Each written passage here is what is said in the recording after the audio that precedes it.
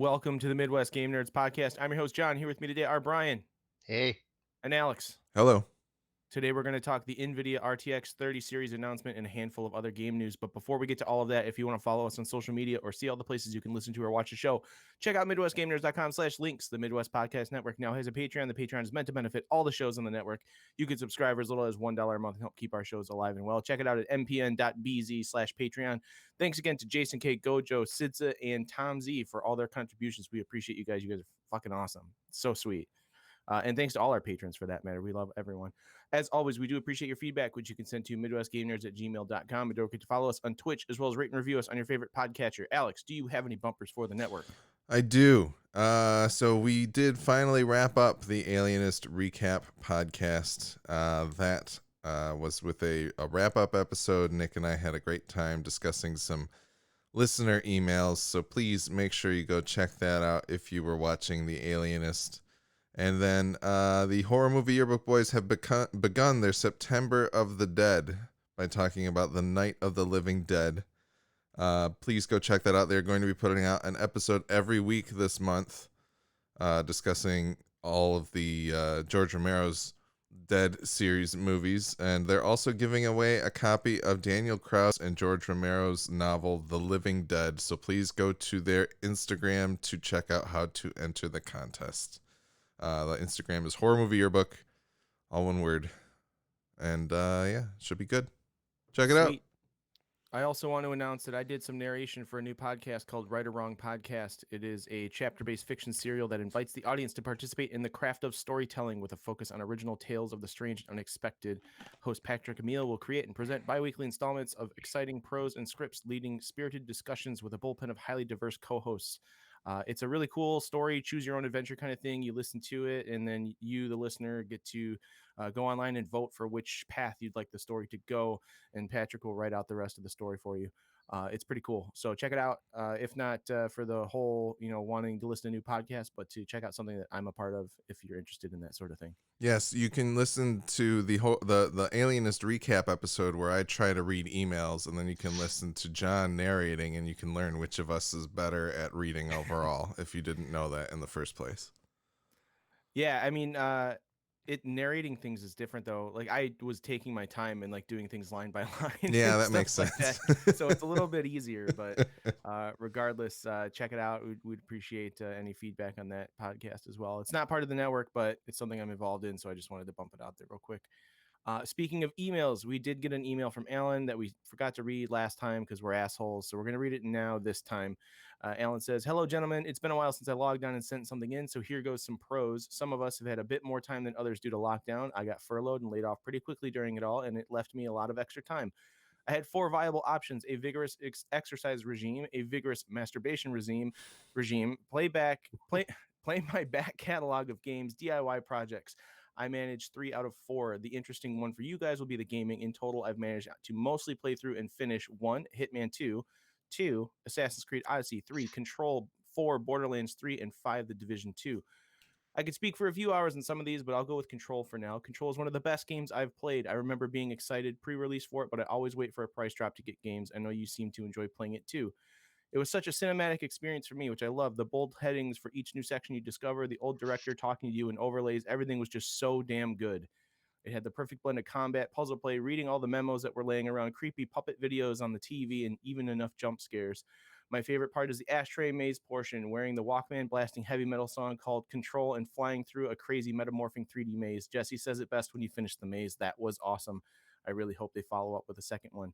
I want to give an honorable mention to The Division 2. I've never really had the full experience of playing an online game consistently with a friend. Me and Scottish Alex have been blasting through it most days, and it's been great. Actually, it's been pretty good. It's been really good for our friendship, too.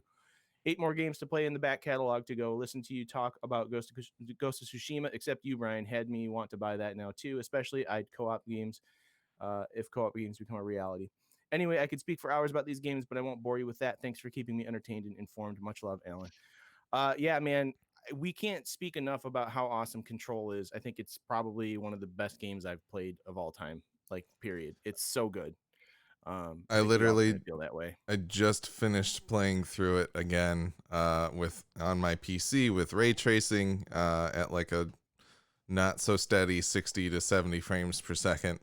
And it's Boo. incredible. It's just there are so many things about that game that like it just continues to get better every time that I check it out. And I didn't even think I was going to be able to play through it again. Like I went and downloaded a save to kind of just start so that I'd be able to play the DLC fresh on the PC, and that like I felt bad doing it when I loaded it up. Like it had like a bunch of skill points for me to dump into the tree, and like none of the side quests were finished, but like it was somebody like hacked the save basically. So when I booted it up, I was like, this doesn't feel right, and then I just ended up not playing through that, and I loaded up back where I had started, and I played through the whole thing again. That game is just too good. And so Yes, now's a good time to hop in with the Ultimate Edition with all the which is DLC. on sale like everywhere.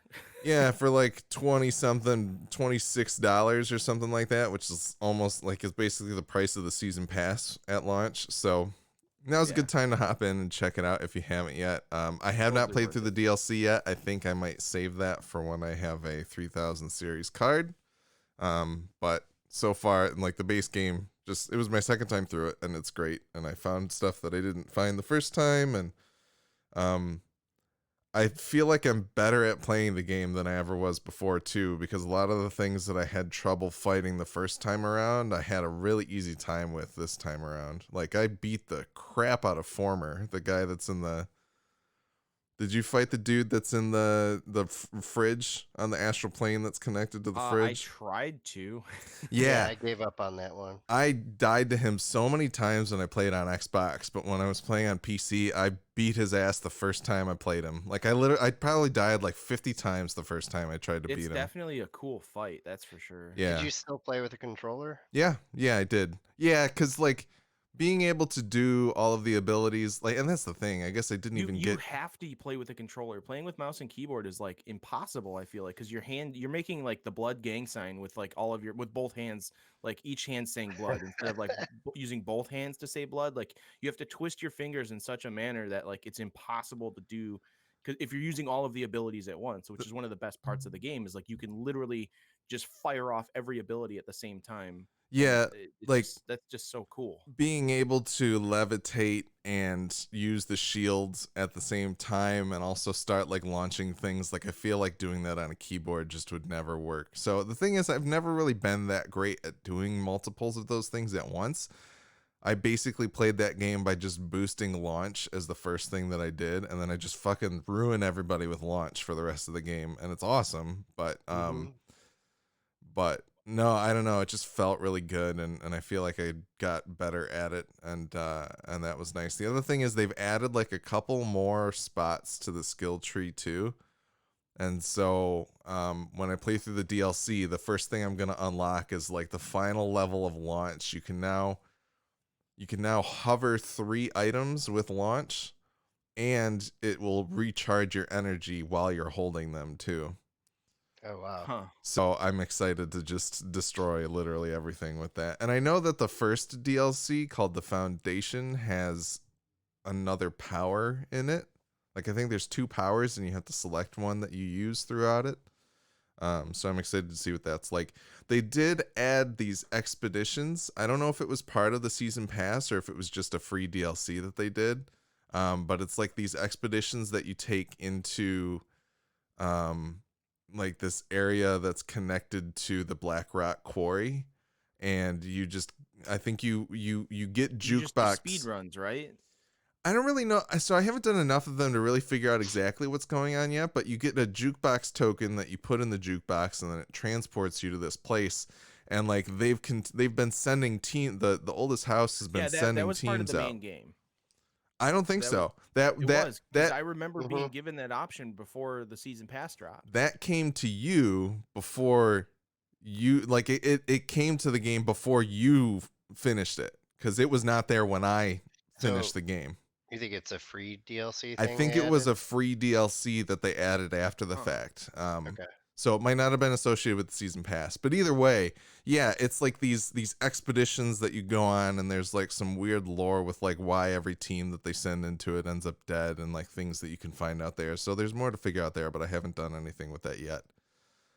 So Yeah, no. Gladish says fucking fridge guy in the chat. No, he's former is a total like he'll beat the shit out of you. But I don't know why, but if you use a lot of launch and you shoot him with like upgraded grip,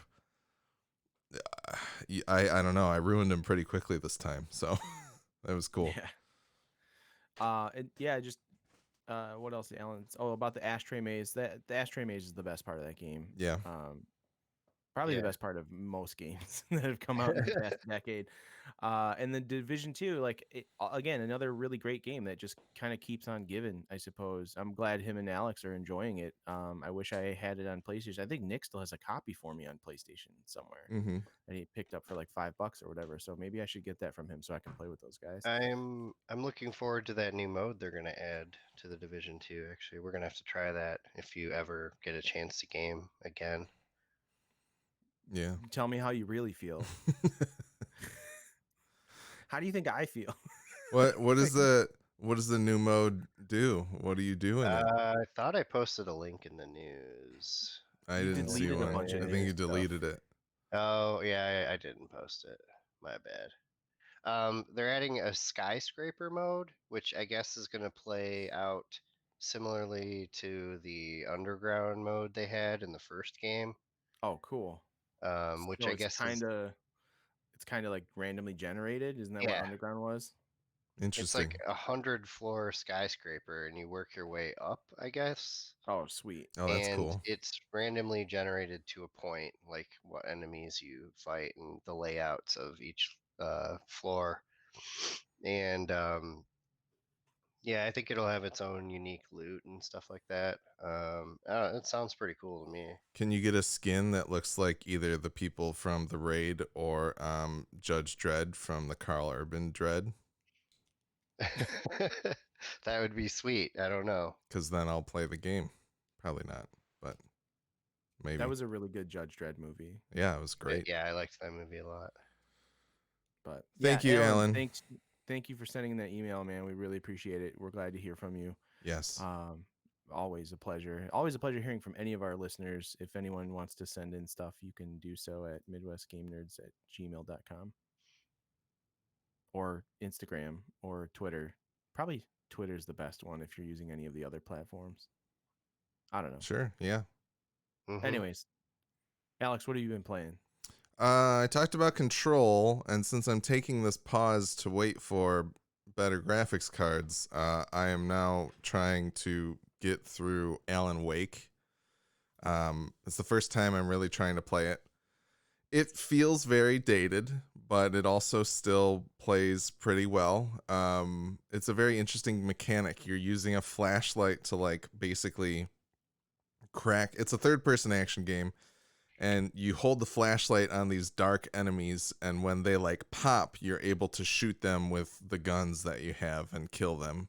And I think it's just kind of a pretty unique way. And so Alan Wake kind of the new DLC for Control deals with Alan Wake as well, because you learn in the normal Control narrative.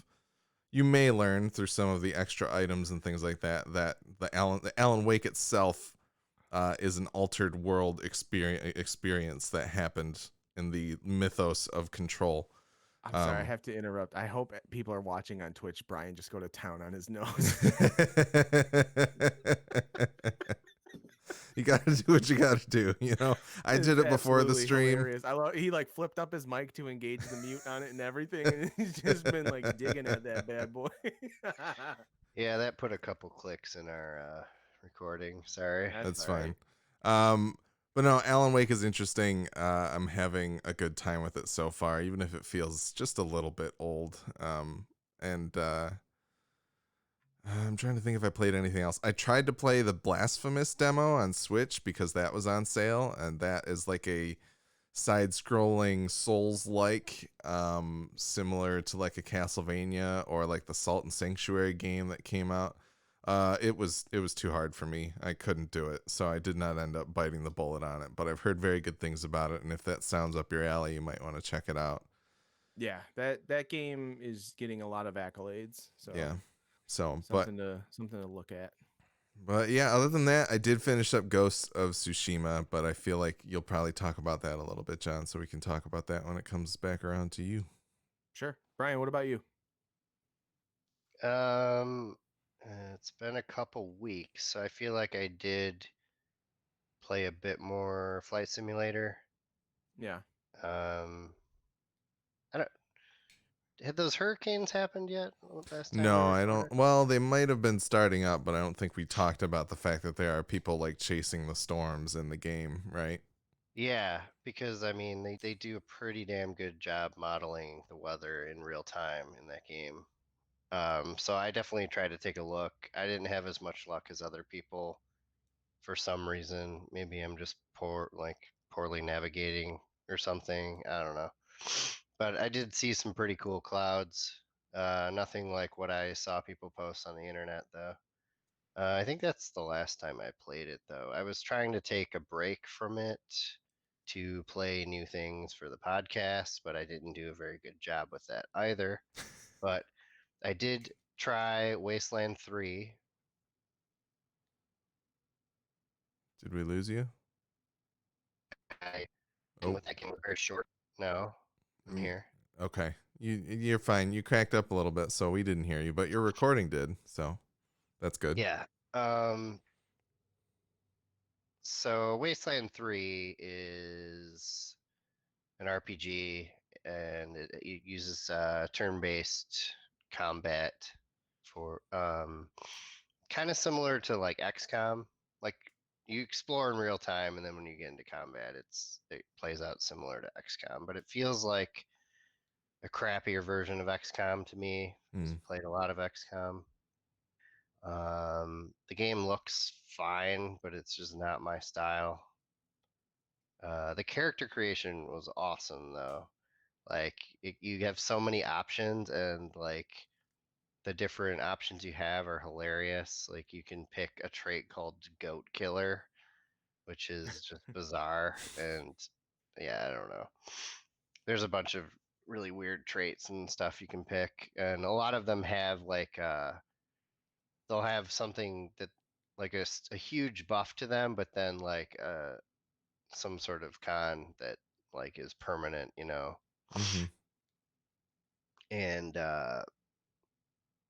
anyways, though, I tried to play that and I got irritated because I clicked on someone to attack them, and then my person ran the opposite direction and used up all my action points, and that pissed me off. That So sucks. I quit and I uninstalled the game because I feel like that's just ridiculous for the very beginning of the game.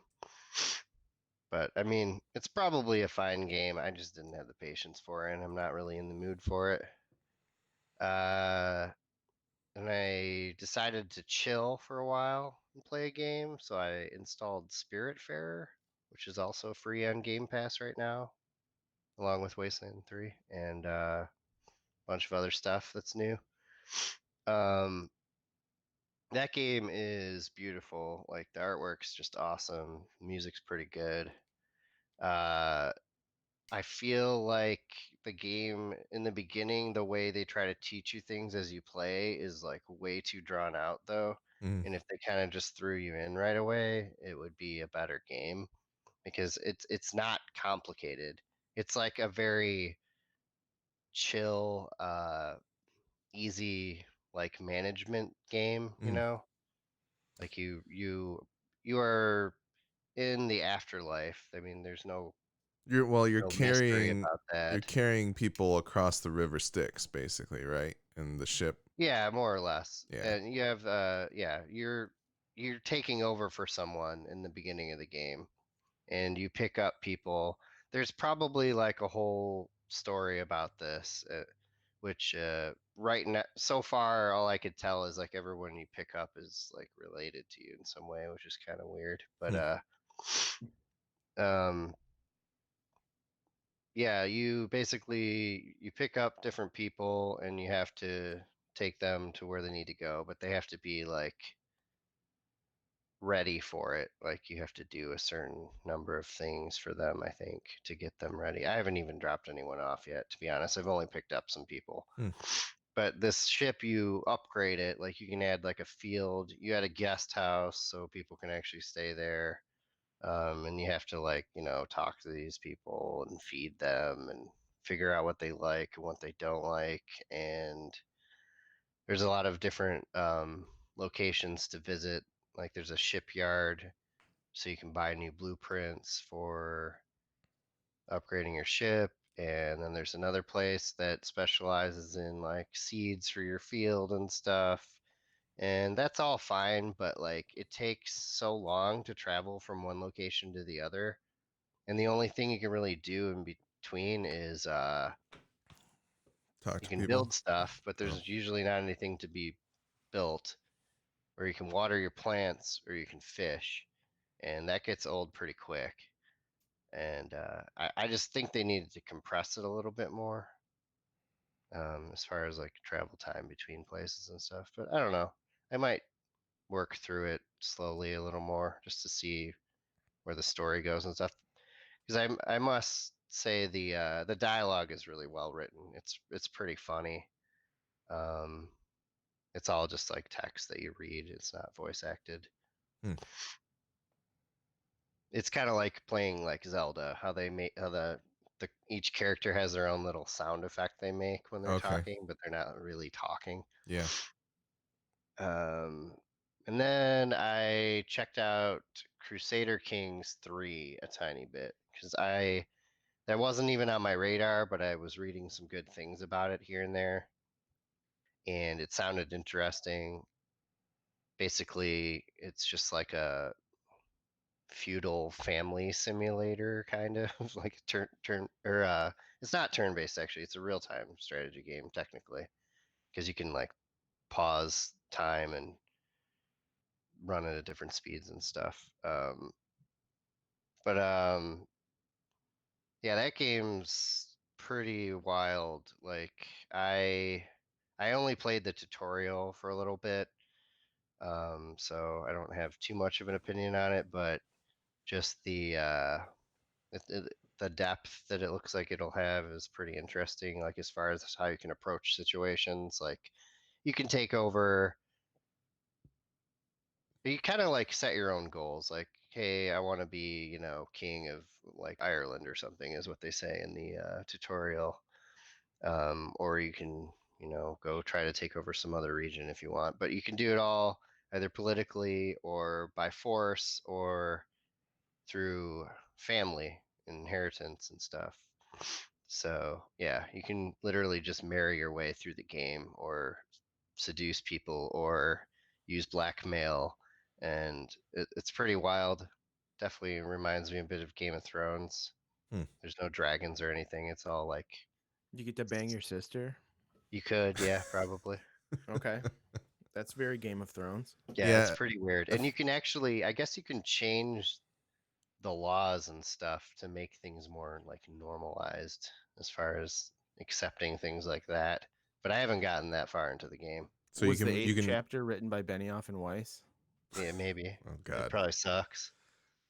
Yeah. So you can be like the King of England actually did, and basically found his own church, so he's allowed to get divorced. Hmm. Yeah.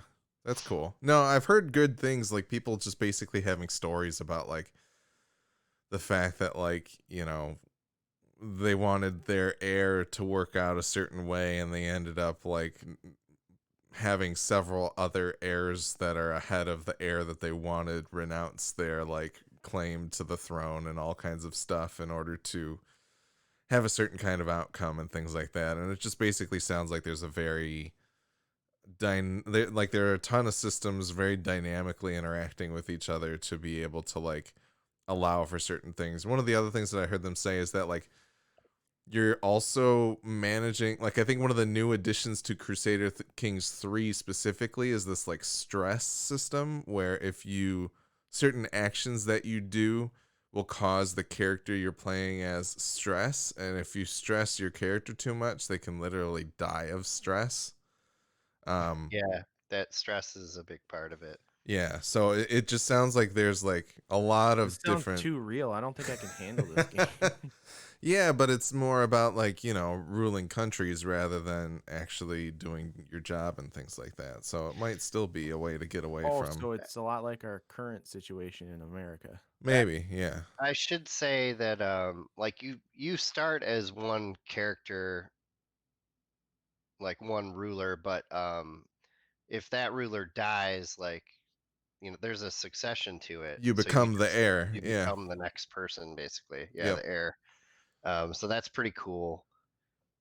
One of like I think my yeah, in the first battle randomly in the tutorial, the battle it tells you to start, my only son died in the battle, and his name was Brian. It was spelled wrong, but he kind of looked like similar to me too. He was bearded and has a reddish beard. It's pretty funny, but it was really poor timing because I hadn't even gotten him married off yet. That Damn.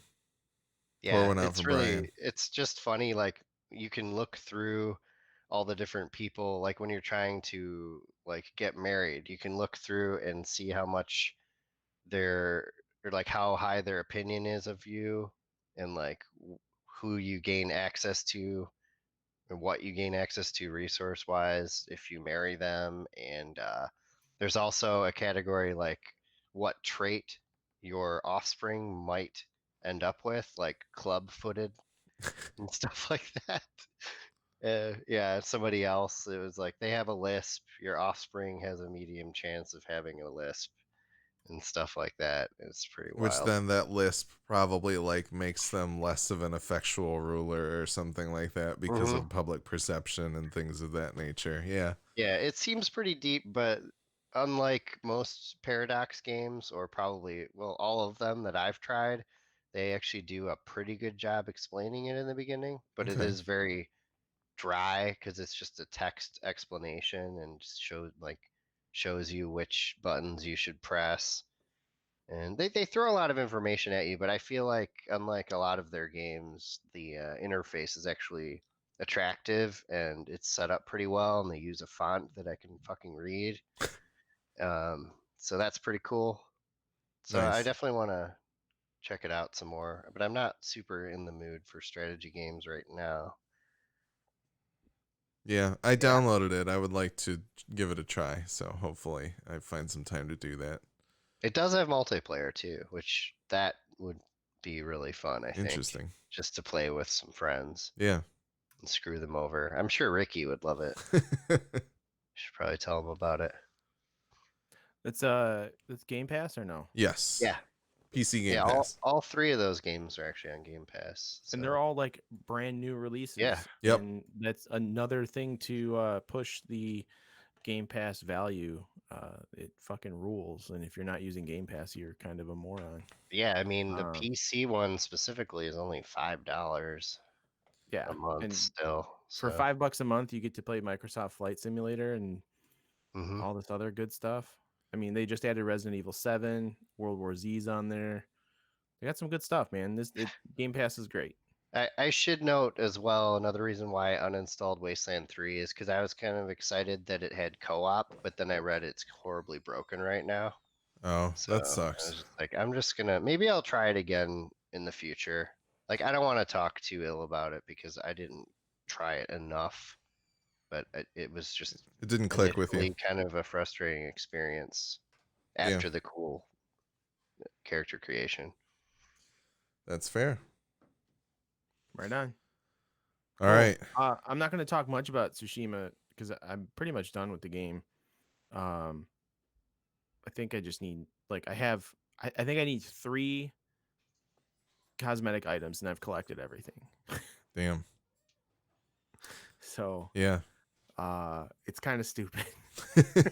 That's the thing. I think I was reading that very recently, The Last of Us 2 has become the most completed game on PlayStation 4, Like but the most number of people have completed it. have completed the story, yes, but I think there's something like 11% of people who have played Tsushima have the platinum, which might be one of the highest, you know, actual trophy completions of any game on Makes me PlayStation. wonder if like it's just too easy to platinum that game, or if it's like so good people want to platinum that game. You know what I mean? It might Like, be a little bit of both. I think I did the same thing for Spider-Man. The platinum in Spider-Man was pretty straightforward to obtain, so that is one of the other ones that I have. Um, but yeah, the Tsushima one's pretty nice. It's like because most of the time there's a lot of trophies that are tied to difficulty, you know. And right. it's like you got to beat the game on this mode, so you got to play through the game like twice, or you do it once on like the highest difficulty, right? And I never want to do that. So the fact that none of them are specific to like limiting choices or like having to play through it again for any reason, I think makes it pretty easy to obtain, which is nice. Right. But I did end up getting the platinum for it, and you know, I enjoyed it quite a bit. I think the story comes around quite a bit on that game.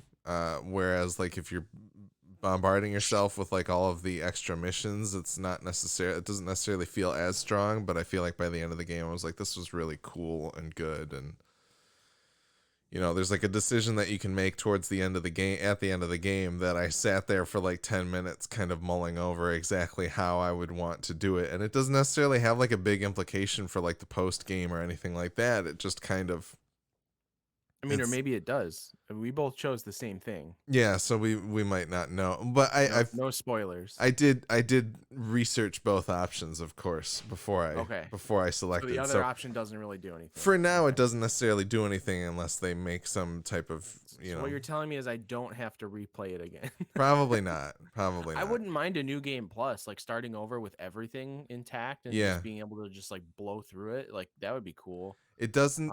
So that end choice does give you a different cosmetic, so you might still have to play through it. But oh, okay. I think the one we got is the cooler of the two. That's just my opinion. Yeah. But no, I liked it quite a bit. I also finished it, and it's very good. I think It's still good. anybody who might be interested in that kind of game, you should certainly check it out. Very, very worthwhile. Got a lot of time out of it. Probably at least like 20 something hours, if not more. Yeah. Sweet. Cool. Let's talk some. You want to do news first? Or you want to do the RTX stuff? So I had that kind of lumped together, but we can start with. Let's just start wherever you had it started then. All right. So okay. So my 2080 Super's for sale on eBay if anyone's interested. Already? Oh yeah. Oh yeah. It's up to 415. At 415. I guess you have a backup card to use for now. He does, do, and but also not like I'm gonna play anything. So I have the exact same card. So if he decides that he didn't want to sell it, then I can just put mine up instead of the other one. But yeah. So yes, NVIDIA announced a new series of graphics cards, the Ampere architecture instead of the Turing architecture. These are second generation ray tracing cards, the first of which, the 3080, will be available on September 17th. And so there's a lot of like, it's a pretty sizable performance jump over the 2000 series cards. I believe the 3070 itself, they're saying, is faster than the 2080 Ti. Is that right? Yeah. Yes. So a $1,500 card at launch, the 2080 Ti, is now going to be less powerful than what will be a $500 card when it launches. The budget model. Yes, one of the budget versions. Although I think there still is maybe a 3060 that has yet to come out or to be announced. And they're saying there has been rumor of a 3070 Ti with 16 gigabytes of RAM also coming. Yeah, so that's pretty crazy. But so they announced 3 cards: the 3070, the 3080, and the 3090. 3080 is out September 17th. The 3090 is out September 24th, and the 3070 will be out at some point in October. The 3090 is apparently like a slightly, not slightly. it's $1,000 less than the Titan was in the 2000 series generation, and it's Mm-hmm. supposedly as powerful as what would be a Titan in this generation. But there's a lot of hard benchmark stuff that still isn't out there yet, as people are starting to get the cards in their hands and run it. And Nvidia's being very kind of tight-lipped about some stuff. So, from what they showed, there's a great performance jump between these two. But it hasn't exactly been completely run through its paces in like real world situations as of yet. So obviously take a lot of this with currently a grain of salt. But we should be seeing more as time passes. Digital Foundry has a great video that's kind of showing off the 3080 versus the 2080. But yeah, overall, I mean, I don't know. What did you guys think, Brian? What is your thoughts? You're currently playing with the 1080 Ti in your system, which came out in 26 to 17, 16, 17. 17, I Yes. think. So, are you planning to upgrade? Yeah. Um, Honestly, this card is the 1080 Ti is a great card, and it's so fast that I feel like I could easily get by for another couple of years or so. Mm-hmm.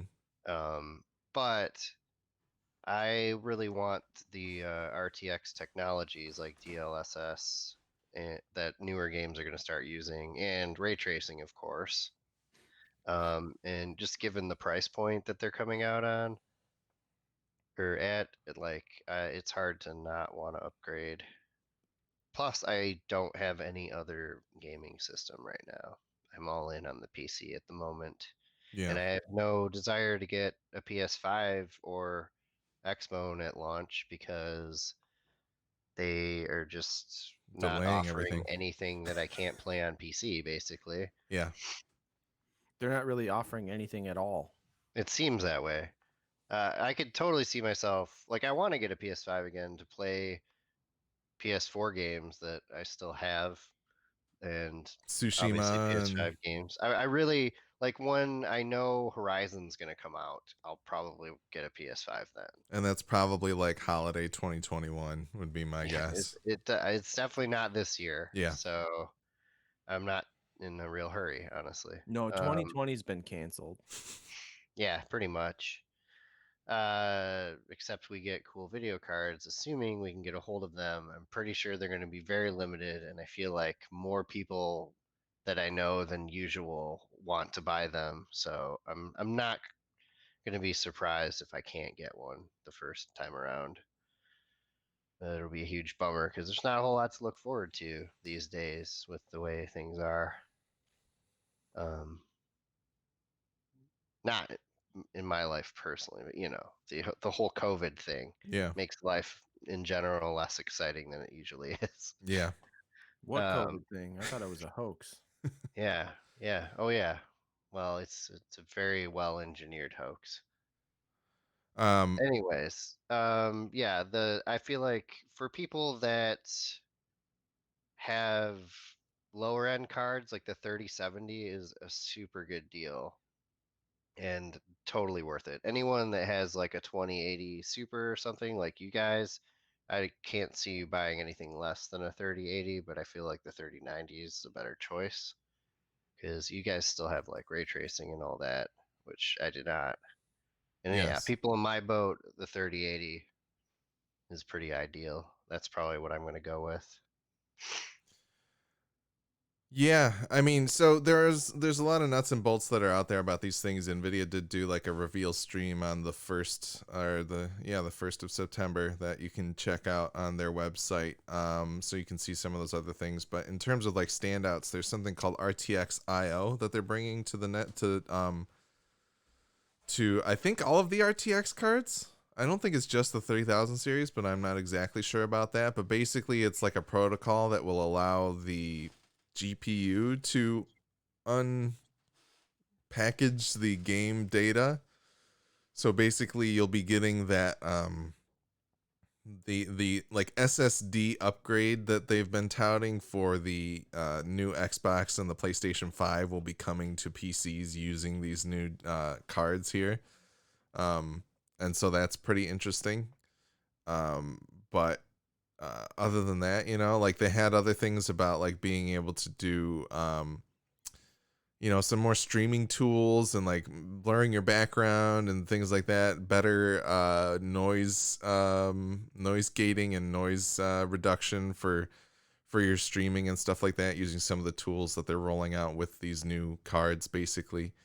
The other thing that was crazy was that with the 3090 they had kind of a sizzle reel that they showed a bunch of people in gaming. The only one I really knew was Adam Sessler, from formerly of XPlay, um, watching the 3090 doing 8K HDR gaming on an insane 8K display, which sounded incredible, but obviously not super attainable, seeing as how 8K displays are not extremely common nowadays. It was also at 60 frames per second. Yeah, which is nuts. But yeah, so these cards are out there. John, what are your thoughts on the new generation? What are you thinking? I mean, obviously, like I said, my card's up for sale on eBay. My Yep. current 2080 Super, and the reason being, like Brian made a good argument that like it's probably not that big of a jump for us. We'd probably want to go for more like a 3090 if we were jumping. But for me, Alex, now you and we were talking about this yesterday, but I'm kind of tired of like the mid-generation refresh nonsense. I think it's totally anti-consumer bullshit, and I'm just done dealing with that. And so I'm going to start at the beginning of this generation with the 3090 or 3080 probably, and just kind of ride it out until the next generation. Like if they come out with like a 3080 Super or a TI or something like that after the fact, like I won't feel the need to upgrade at that point. Yeah. Um, and I kind of feel like a chump having purchased my 2080 Super when I did, but at the same time, like I've gotten some gaming out of it. It's cool. It's great. I've played Control with ray tracing on it and everything. And actually, I booted up Control the other day and like was messing around with all the settings and everything and got it to run at 60 frames a second. So, Yeah. with full ray tracing on and everything. Yeah.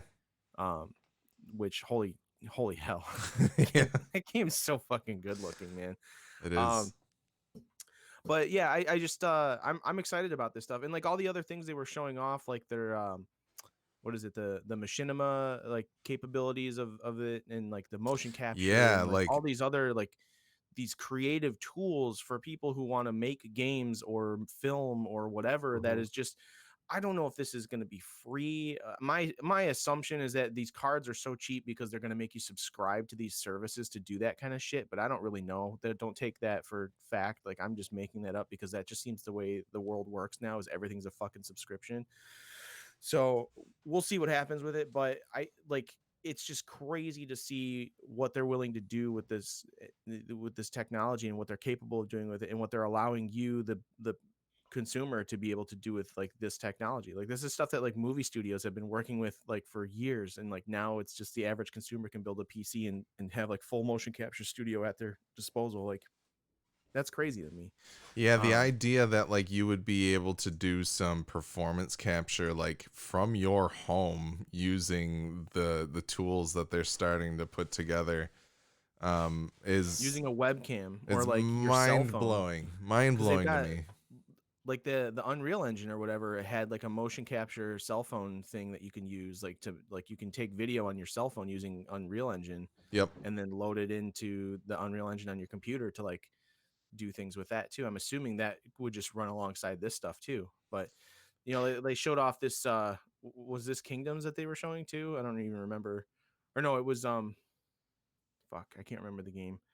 But basically, like all the assets are already there in all these games, and like you can just sit there with like your webcam and like film yourself making the moves, and it creates a skeleton and then maps that into the game. Like it's crazy, like what that's capable of doing, and like the average person is going to be able to do that with their computer, and that's just so cool. And just I don't know if you watched them. Did you watch the whole Marbles demo? I did. That I mean, it's just It looked astounding. nuts. Like Yeah.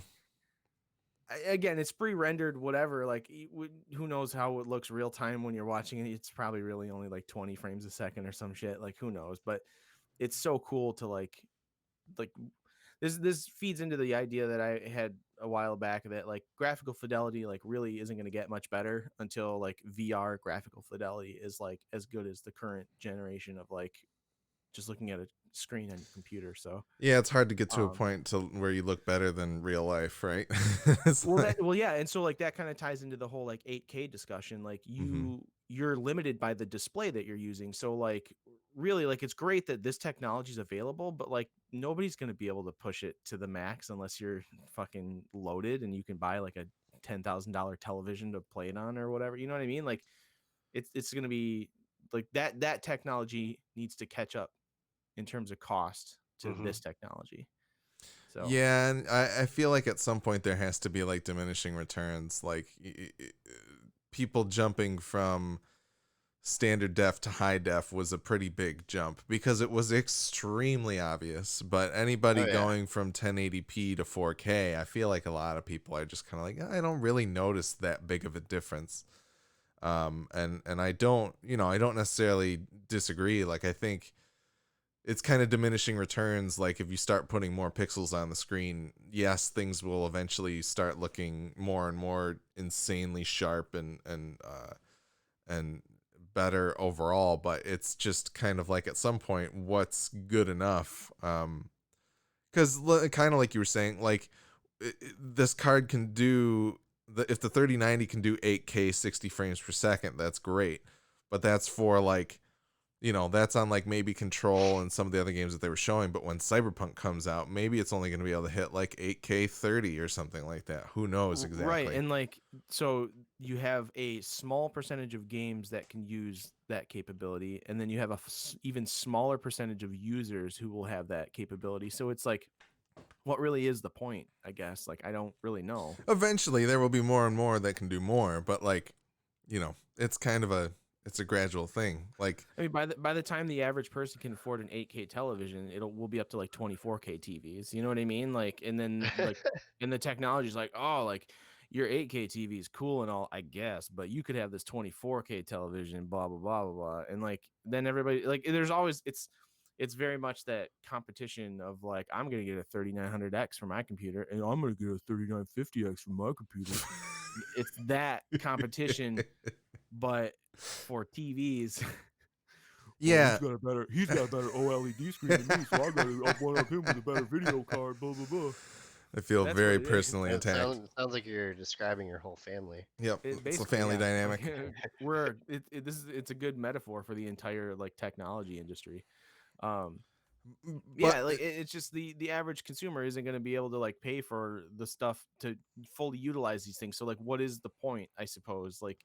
At what point do the people realize like, oh, I'm never going to be able to utilize this to the fullest extent, so why would I even bother buying it like But that's the anyway? thing, I don't. like this shit, the 3080, the 3090, this is for the people that are like cutting edge, I want the best of the best. It's for that group of people. There's obviously this entire segment of people that are using things like the 2060 or even the 1660 or whatever, that all of those other like kind of like, we call them lower end cards, but they can do 1080p gaming extremely well, right?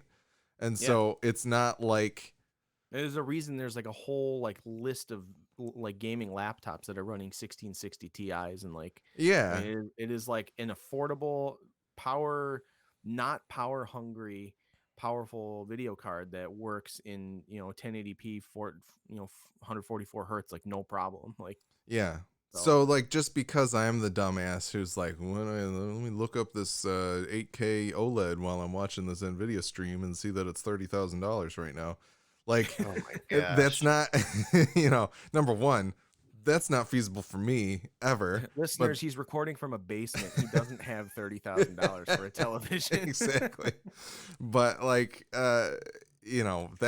this is like a small sliver of like the people that are ridiculous and would probably like upgrade away like a year or two later, even though they're using stuff that's like pretty much still at the top of the line, a la me having a 2080 Super and going away from it right now. So no, it's crazy. The technology looks insane, and I'm excited to get my hands on it. I want to see number one, Control. I'm gonna play through the Control DLC on whatever new card I get.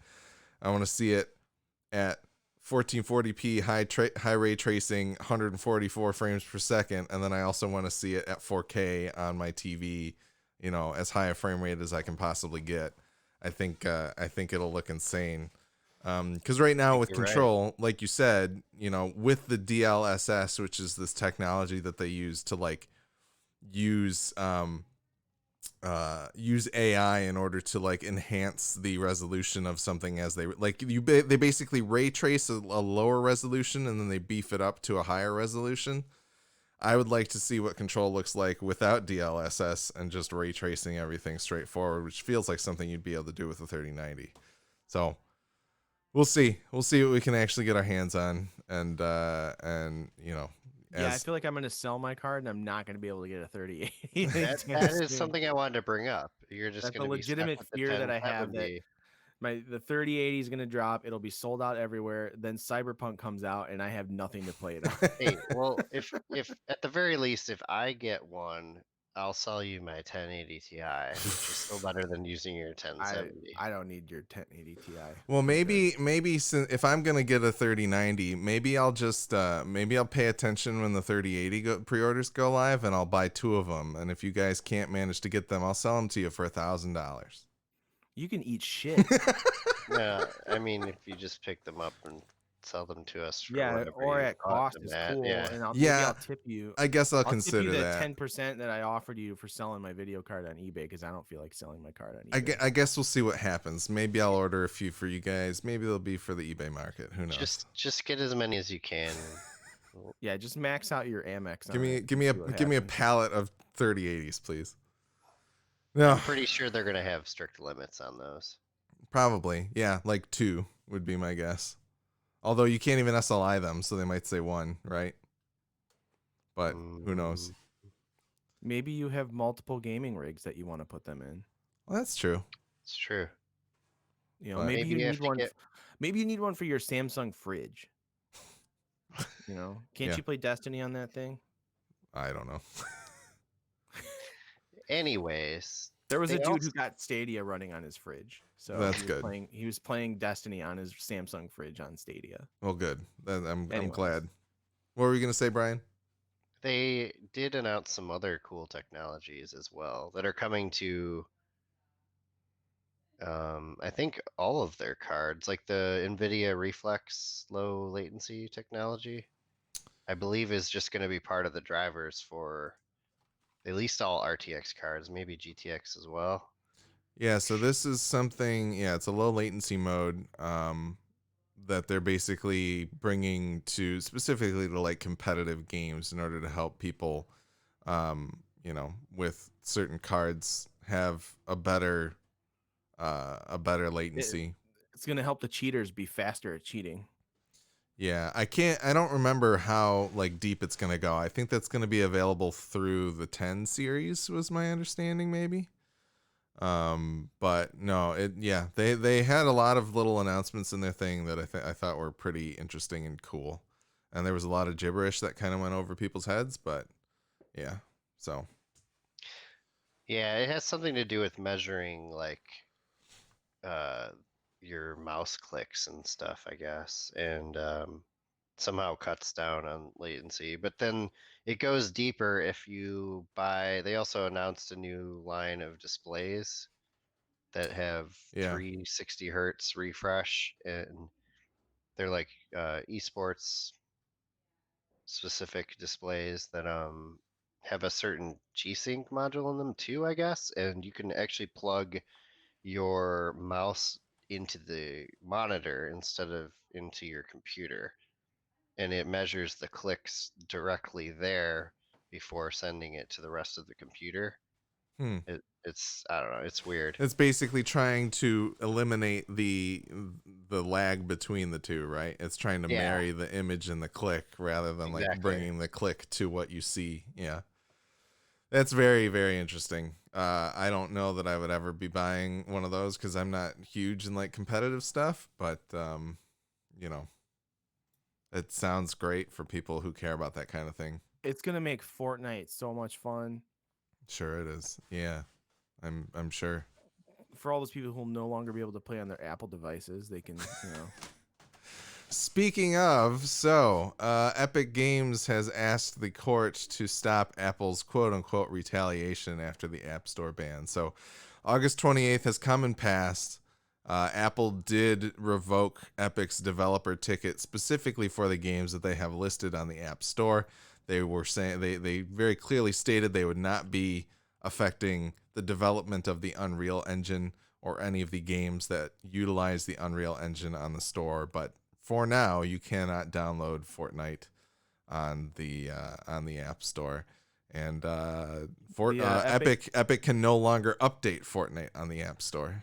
The Epic Games on the bicycle with the stick in the tire meme is so much more like pertinent now, Yeah. relevant. It's just like, especially after this article. Yeah, so Epic is calling it retaliation. The judge at the time, because they were trying to get like a temporary injunction or restraining order at some point against Apple's actions. The judge kind of seemed to side with Apple and like, hey, you agreed to this, so you agreed to not have your own payment processing, so you broke that agreement, and now you're subject to the terms of use, basically. Who knows if they will get this preliminary injunction that would put the game back on the App Store and restore their developer account. But we will have to see. This was just filed late on Friday, I believe. So that's kind of the latest here on this never-ending Epic and Apple battle. But yeah, I don't know. Very weird. We'll have to see what happens. Any other thoughts on that? No, because we don't give a shit about Fortnite. Fuck Fortnite. No, we don't really. Get rid of that. Get rid of that shit. Get out of here. Keep it to mobile phone. We only want it on the mobile platform. Take it off the PC. Let's go. Yeah, there you go. All right, let's go through another couple quick stories. Let's see. Ubisoft had a blurb up on their website at some point that said, with regards to PlayStation 4 and PlayStation 5 multiplayer connectivity, it said PlayStation 4 players will be able to join multiplayer games with PlayStation 5 players. Backwards compatibility will be available for supported PlayStation 4 titles, but will not be possible for PlayStation 3, 2, or PlayStation games. So this is a little blurb that seemed to confirm some of the writing on the wall that early rumors about the PlayStation 5 playing all of the games back through PlayStation 1 were not true. A lot of people kind of thought they would have brought that up by now if it was true. However, shortly after this article was published on Ars Technica, that blurb did get removed from the Ubisoft site. So it's probably just Sony being like, hey, take that down, assholes. And then they're like, oh, sorry. And then, yeah, they're just going to, try and say as little about it as possible until the PlayStation 5 actually comes out. But it sounds like the PS5 will only be playing some PlayStation 4 games as far as that goes back. It is cool that PlayStation 4 multiplayer games will be able to play with PlayStation 5 games, though. So that's pretty sweet. I mean, I saw this article and I was like, is this really a surprise to anyone at this point? I mean, no, I think because those early rumors kind of came out like even just a year or two ago that they were trying to catch up with Xbox, because right now with the Xbox Series X, you will be able to play at least a selection of games that came out for the very original Xbox. But yeah, it's not, I don't know. Like, I don't think it's a big priority for them. It never has. I think even on the Xbox, the amount of people doing backwards compatibility to things like the 360 and the original Xbox was not super high. But I honestly just would love to own a machine that could play all of my PlayStation games so that I didn't necessarily feel the need to keep a PlayStation 2 and a PlayStation 3 around. Like, even from just like a hardware availability standpoint, like, these things are going to break at some point, and then I won't be able to play those games. I'm all for like the preservation of like older games and everything and being able to play them and all. But on one hand, I just don't care about any of this. But on the other hand, like I think it is important like to be able to still play these games to some extent. Whether that's like, I don't know, like if they create a whole other emulator app, much like on the Switch, you've got like the Nintendo like emulator app that has like a bunch of Nintendo games on it. And then you've got the SNES emulator app that has a bunch of SNES games on it. Like, even if they did something similar to that on PlayStation, and if you have PS Now or PS Plus or whatever, like you automatically get to play those games. You know what I mean? Yeah. Like, that would be cool. Not necessary really, I but mean, that's the cool that thing. it's available as an option. They do have some of that on PlayStation now. There are like select PlayStation 3 and PlayStation 2 games that you can play via PlayStation now, and I think the PS2 games can be downloaded. The PS3 games must be streamed. But it's very limited. It's very selective, but that's kind of what Nintendo does with those. Like there's a fair amount of games that are on the Nintendo ones, but it's still not like everything. But personally, like even looking at what the guys from Analog are doing with like the Mega SG, which is their Sega Genesis that uses FPGAs to emulate the hardware rather than emulate the games. I would love to be able to, like, it's $189. It is expensive, but I would love to know that, like, here's a box that I can buy that will play the games that I own on these old systems, even if, you know, you cannot buy a reasonable original Sega Genesis anymore. Right. We're going to get to a point there with all of these consoles. And it won't mean as much for like PlayStation 3 games where you need to be able to download updates and all that stuff. But like from PS2 and earlier, there's going to be a time where you can't find that hardware and I'd want to play those games again. So we'll see if they ever get around to doing something with those. But, you know, Yeah, the I mean, I'd love PlayStation to play like Classic. Shining Force on like my, on something. Yeah. Like I think Shining Force was released on iOS, but then I went to go download it again on my iPad and I can't. Like, Yeah, it's like it might have been like a 32-bit version of the game and they didn't upgrade it for the 64-bit change, I think. so there again, like a game that I've paid for a second time Yeah. and can't play. Like that's like that kind of shit sucks. Yep. Let's fix that kind of nonsense too. So Yeah, I agree. Legacy anyways. modes and all that type of stuff should be Yeah, available. of course. And then real quick, Marvel's Avengers did come out. I did cancel my pre-order. However, the buzz around it has gotten significantly better, with a lot of people saying that the beta was not very indicative of the final product. There's a lot of people out there saying that they're pretty happy with it, which is very cool. I'm glad people are enjoying it. But one of these stories came out shortly beforehand. Marvel's Avengers has a paid battle pass for every superhero after launch. There was some backlash for this. It's a $10 thing that gets you a lot of cosmetics and currencies to do upgrades to your gear and things like that. And it costs $10 per hero. However, one of the things that a lot of people are glossing over, every character that they put out for this game is going to be free. So you never have to pay for a character itself. You're basically only paying for cosmetics if you choose to do that. And then also these battle passes are free for the Core 6 that came out at launch. And they also include up to 1,000 credits or whatever to be spent on other battle passes. So you basically have $60 worth of free credits that you could get by finishing those battle passes, which you can then spend on the other battle passes if you wish to do that. So you don't necessarily have to pay for anything if you don't want to. If you're one of those impatient people that doesn't actually like to play the games that you purchase, then you Yes. can just buy the battle pass bullshit all outright if you want, and then never actually have to play the game. But you could tell everyone that you got all the cool shit. That's Exactly. awesome. If you want Sign me up. If you want to play the game that you bought as little as possible, you can certainly pay more money. But no, it just I wanted to touch on Avengers because I know that some of the opinions kind of turned around on it online. I don't necessarily know that I'm gonna check it out until it gets a bit cheaper or something like that. But I mean, I was just re-listening to our episode where you were talking about the beta, and then like just having read some of the headlines for the reviews and things, and just everyone's general thoughts about it. Like, it does kind of sound fun, but I still don't care about Marvel. Like, yeah, I'm over Marvel. There's too much of it.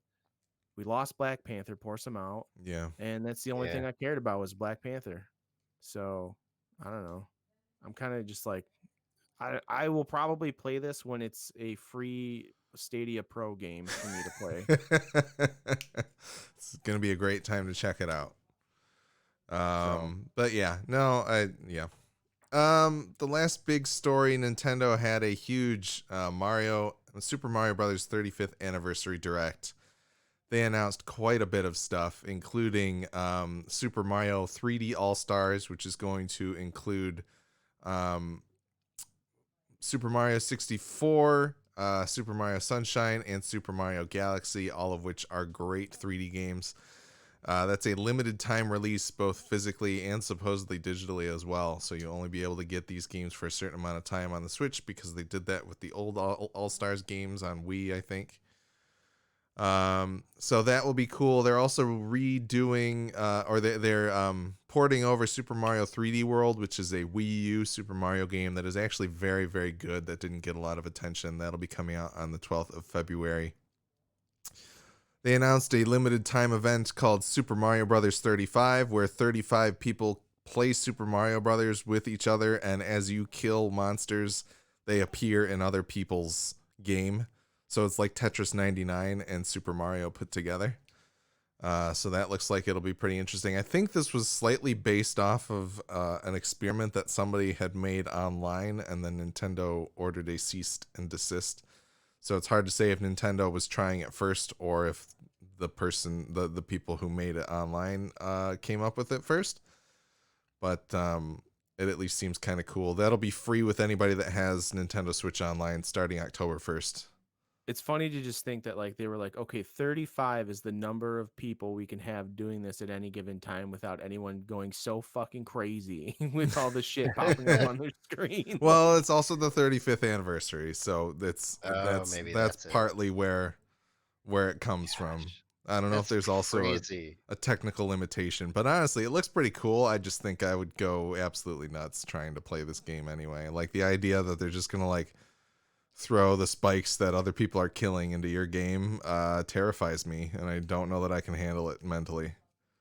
So might be fun to check out. We'll see on October 1st, of course. They did announce Mario Kart Live, which is this awesome. Mario Kart Live home circuit, which is basically you buying a set that comes with a Mario in his cart and a camera on the back that will allow you to like make Mario Kart courses in your house and race it around with, I think there's also a Luigi set that comes separately. I think it's priced at like This is the $100. coolest. Like, this is the best use of augmented reality. It's Like, pretty rad. It's a really cool idea. this is taking like Toy Story and like augmented reality and making it like a real thing. It reminds me of, I think it was the Final Fantasy 15 demo. There was like like you were in like a giant uh like scene, like in a house, like you were shrunk down really small and you got to drive the car around. It kind of looks like that, Yeah. but Yeah, no. it's Mario Kart, which is Yeah, sweet. it looks pretty rad. They do this thing where basically like in order to make the cart, yeah, they splash like ink on Mario's tires, and then you're basically driving through the area that you want to make the actual course. So you can kind of like change the shape or however you want to do it to make it look the way that you want to make it look. And then actually race on it too. So looks pretty cool. It is a bit expensive. I think they said it would be like $100 per set. So you don't get both Mario and Luigi in one set. They're two Yeah, but separate just sets. think, like they'll probably release other characters too if this does well. So you could end up with like a Toad one and a Peach one and like a Yoshi one. Like that would For be sure. so sweet. Like, and that's Nintendo being this like innovator, which they always have been. In like now they're doing it with augmented reality, which they kind of did with the 3DS too. Like augmented reality was a big thing with the 3DS, wasn't it? They had a couple of like shooter games that use the camera and shit. Yeah, Like, they made like these cards that you could do augmented reality stuff with, and it was kind of fun, but like nobody else ever ran with it, I think was kind of the shitty thing. But yeah, but this is like, this shows some crazy potential for like other stuff, I think. And like, again, like not just the fact that it's a cool concept of something to do, but like they'll sell, if they do other characters, they're gonna sell so much hardware. Yep. Like Yep. It's true. For people sure. already you can't get Switches already. Like that's a problem. Yeah. So not only are you not gonna be able to get Switches, but you're not gonna be able to get the Yoshi guy in the car that you want. Like, I don't know. It's pretty rad. Yeah, that's coming. They're so fucking smart. Like Absolutely. Nintendo, They're you guys playing are a the different best. game. October 16th is when that's coming out. They also are putting out a like a replica of the Game & Watch, the original Game & Watch. But it's actually in color, and I think you can also use it as like a, what is it? It's also like an alarm clock and some other stuff. Yeah, So you can mine crypto with it. I don't know. yeah, there you go. And yeah, I think that was mostly it. So there's a bunch of Mario stuff coming, which I think we had commented on earlier because there were a lot of rumors flying. But I personally am pretty excited for the 3D All Stars because I never really played 64 or Sunshine all that much, and also Galaxy is a very, very, very good game as well. So it's nice to have it on It's nice to not have to hook the Wii up again, basically. So some great. 64 is really cool. Yeah, I've always wanted to play through it. We just never owned a Nintendo 64, so it's, it would be a good time to check that out.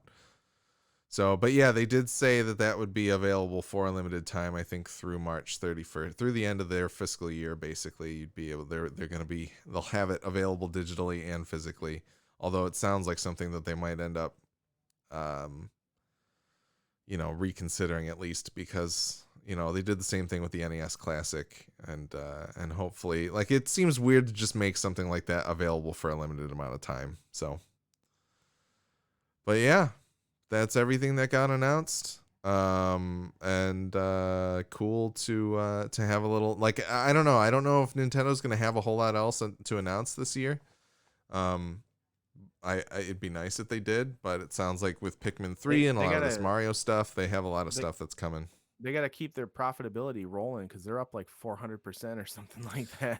Yeah, they can't, since they can't keep any Switches on the shelf at this point. I think they're doing okay, but there's also rumors that a Switch Pro is like actually beginning to start not production, but like I think some of the supply channels are starting to comment on that type of thing. Like, we're seeing new components for a Nintendo system, but obviously nothing announced yet. But it was nice to hear from Nintendo because I feel like this was the biggest direct that they've done so far since COVID started, and a lot of people were kind of wondering what they were going to do this year. So more Mario, it looks like. Cool. Sweet. I think that's pretty much it for the episode, yeah? Yes. Next time, Game of the Year will be released. Spelunky 2, coming on September 15th. So looking forward to playing a bunch of that. Considered taking work off, but I didn't. But I'm excited to play some. Hopefully I can stream some as well, because I think it'd be fun to watch me get extremely frustrated with how bad I am at it. So yeah, I'll watch you get I want to watch you. I want to watch you and Drew play it side by side. We should co-op it. That's what we should do. I can only imagine how angry he gets knowing how he plays like Smash Brothers and shit. Oh my god, it'd be so funny. Hey, listening, let's make this happen. I'm down. We should do. I think Rick will probably pick it up too. So we'll do 3-player co-op and see how much we murder each other based off of how difficult it is. But yeah, excited for some Spelunky. I don't know if there's anything else that's really coming out in the meantime. It's I wouldn't really. They're announcing another Cyberpunk delay later. I mean, it's all good. They came out and said it will not. No. They didn't come out and say it. There have been several other people who have said, based on what's going on, that there are no further delays with Cyberpunk. The on their earnings call, they told their investors that the next time they speak, they will have released Cyberpunk. So it could be delayed up till December, but it should be coming out in 2020. Look at their phone and they're like, "Oh, investors are calling," and lock down the building. Don't let them in. Yeah, so that, I mean, they could theoretically delay it a couple more weeks. There could be like a small delay or something, but just don't do that to me. Don't. Hey, I'm gonna tell you it happens, because if it does, then you know what? You're gonna be prepared. If I don't get my 3080, then they can delay it. Let's put it that way. You just really why not both? You really want to secure Spelunky 2 as the game of the year, and obviously we're going to contest that if Cyberpunk comes out. I mean, right. You guys can have whatever opinion you want, but we're 2/3 of the game nerds. Yeah, but if you're not going to play Spelunky 2, I don't really feel like you could say that it's not game of the year, right? Is it coming out on PC? Can Brian play it? It is not yet. It is not yet. It'll be out. Really? Yes, they. I think Derek, you said that they would be out shortly after, because I think they're still ironing out some of the co-op how some of the co-op works for the PC. So it will be out at some point after the 15th for the PC, but not yet. But in terms of before the next time we speak, Super Mario All-Stars does come out on the 18th, so that'll be like day or two before we talk. And then also Kingdoms of Amalur Re-Reckoning comes out on the 8th. That is the re-release and slight HD remaster for I am Kingdoms tempted of to pick that Amalur. up. I did not realize that R.A. Salvatore did the story of that and that Todd McFarlane did the artwork. Like I had no clue. I remember Like when why it wasn't that came out. something they pushed? Why didn't they push that to begin with? Like that would have gotten me more interested from the beginning. So Yeah, I don't know. Like I remember when it came out, people being pretty like happier with the game than they thought they were going to be, because it seemed like this weird like side project of the big MMO that studio was supposed to be making, and then ultimately they folded. But you know, might be worth checking out if that's your kind of thing. But yeah, so right now there's some stuff coming out, but I think October and November are going to be a bit heavier in terms of some of the releases. So yeah, they got to put out a bunch of other games that won't be on the new consoles. So we'll see. I don't know. We don't know what's going to be on these new consoles at this point. Maybe we'll have new graphics cards before the next time we record. The Wikipedia, yeah, that's At true. least one the of us. Xbox Series X will come pre-installed with Solitaire and Minesweeper. No, you know what? It's got all of that ray Game tracing. Pass stuff that you were just hyping up at the beginning of this episode. Like they do have Game Pass on the Series X, so Yeah, no, that's true. But you know, they still haven't really stated what's coming out at launch for the PS5, so we'll have to see. You know, I'm expecting Gran maybe Turismo. no. I think it's probably Spider-Man and maybe Demon's Souls or Ratchet and Clank, but hard to say. Demon's Souls. Man, a solid 3 games at launch. Wow. Hey, you know Yeah, I'll what? just wait till next year. I'd rather have those 3 games than fucking Knack and Killzone that came out for the PS4. So I bought one of those at launch. Yeah, Knack, I didn't hear too many great things about that game. It was good enough to make a second one. And scene. Where's the crickets? Stop there's it! One in here somewhere. There they are. Stop it! Sorry. Yeah, just hit every button on the board. I had to find it. I haven't used it in a long time. This is the craziest remix, man. Can you stop Anyways, the cricket sound? No. if you want to follow us on social media or see other places you can listen to or watch the show, check out MidwestGameNerds.com/links. The Midwest Podcast Network now has a Patreon. The Patreon is meant to benefit all the shows on the network. You can subscribe for as little as $1 a month to help keep our shows alive and well. Check it out at mpn.bz/Patreon. Thanks again to Jason K, Gojo, Sitza, and Tom Z for their contributions. We love you guys, just like we love all of our patrons. And as always, we do appreciate your feedback, which you can send to MidwestGameNerds@gmail.com. And don't forget to follow us on Twitch, as well as rate and review us on your favorite podcatcher. We are Twitch affiliates. You can sub to our channel using your free Prime subscription if you have Amazon Prime, or you can throw like $5 at it, and we get some of that money, which is totally cool because it helps us do cool things and play cool games and talk about them and all that good stuff.